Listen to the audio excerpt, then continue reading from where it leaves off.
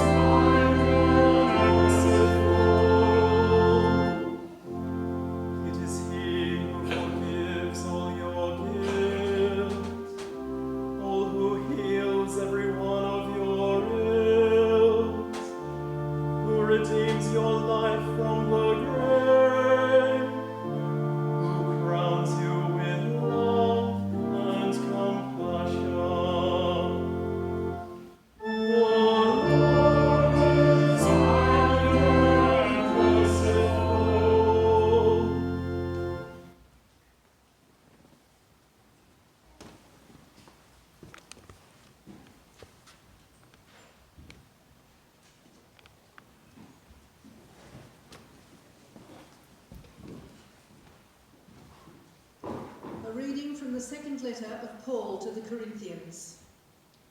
If anyone is in Christ, there is a new creation. Everything old has been passed away. See, everything has become new. All this is from God, who reconciled us to himself through Christ, and has given us the ministry of reconciliation. That is, in Christ, God was reconciling the church and the world to himself, not counting their trespasses against them, and entrusting the message of reconciliation to us. So we are ambassadors for Christ. Since God is making his appeal through us, we entreat you, on behalf of Christ, be reconciled to God. For our sake, God made Christ to be sin, who knew no sin, so that in Christ we might become the righteousness of God. The word of the Lord. Thanks be to God.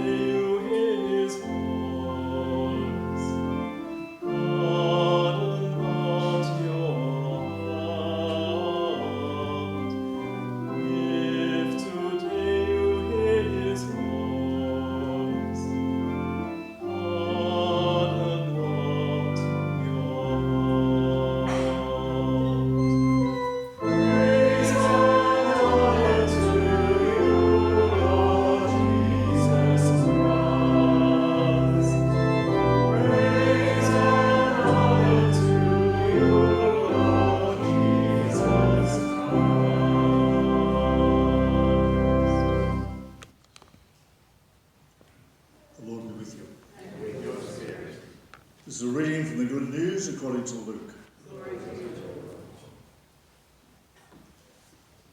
Luke is one of the great storytellers. He's told stories that still are very familiar and part of our lives today. And today's gospel is one of them. Today's gospel is the story of the Prodigal Son. And it's sort of misnamed a bit because it's not about just one son, it's about two sons. One son who went off, lost his money on slow horses and fast women, and one son who sat at home and pouted. And in a sort of a way, I think the two stories might be in my life. My life might be embraced by those two brothers. The two sons are in me. I want you to ask yourself, are the two sons in you as well? It's a long gospel. How about we sit for this? There won't be a homily this morning because I'm going to move from this story to the story of Mitch West. And I'm going to have a talk to Mitch about who he is and what his interests are. But the two stories, you're not the prodigal son, Mitch, I'm not suggesting that, but your story and this story are really, there's an electricity between them, I think. Anyway, let me read it. All the tax collectors and sinners were coming near to listen to Jesus. And the Pharisees and the scribes were grumbling and saying, "This fellow welcomes sinners and eats with them." So Jesus told them a parable. There was a man who had two sons. The younger of them said to his father, "Father, give me the share of the property that will belong to me." So the father divided his property between them. A few days later, the younger son gathered all he had and travelled to a distant country. And there he squandered his property in dissolute living. When he had spent everything, a severe famine took place throughout that country, and he began to be in need. So he went out and hired himself out to one of the citizens of that country, who sent him to his fields to feed the pigs.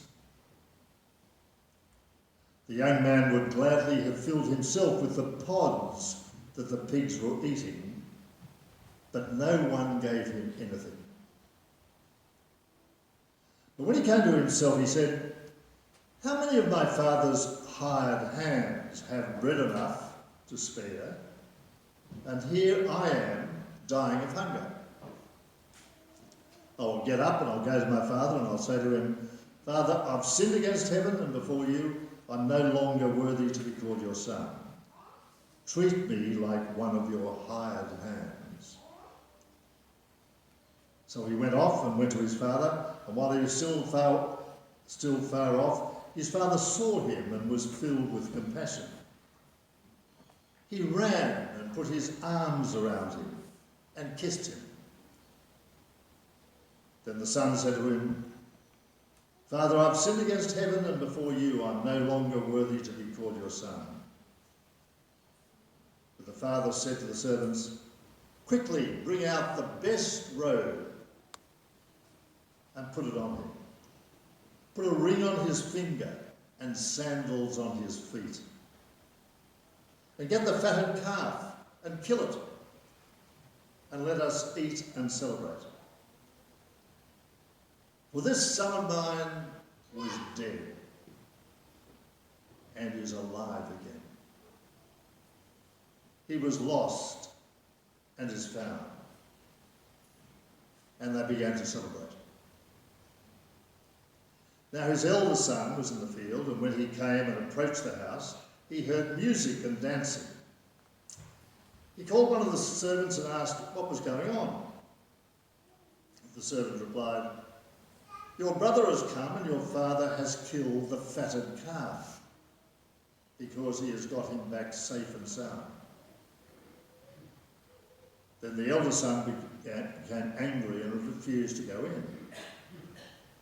His father came out and began to plead with him. But he answered his father, "Listen, for all these years I've been working like a slave for you, and I've never disobeyed your command. And yet you have never given me even a young goat so that I might celebrate with my friends. But when this son of yours come back, when he has devoured your property with prostitutes, you kill the fatted calf for him." Then the father said to him, "Son, you are always with me, and all that is mine is yours. But we had to celebrate and rejoice because this brother of yours was dead and has come to life. He was lost and has been found."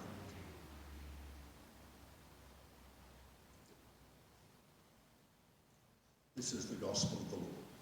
Praise to you, Lord Jesus Christ. That's an extraordinary story, by the way.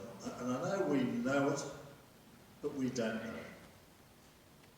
Never underestimate the gospel. It's subtle, and there are nuances in that story which, well, I guess whenever, the number of times I've read it, I suppose hundreds, I pick up again. And as I said, it's not a bad exercise to ask yourself, have you got these two brothers wrestling like little puppies in a bag within your life? I think I do. Anyway, as promised, I'm going to introduce you to Mitch West and Anna Lebomsky, because Mitch on Easter Saturday night is going to be confirmed into the Catholic Church. Oh, it's terrifying, Mitch too, by the way. Anyway,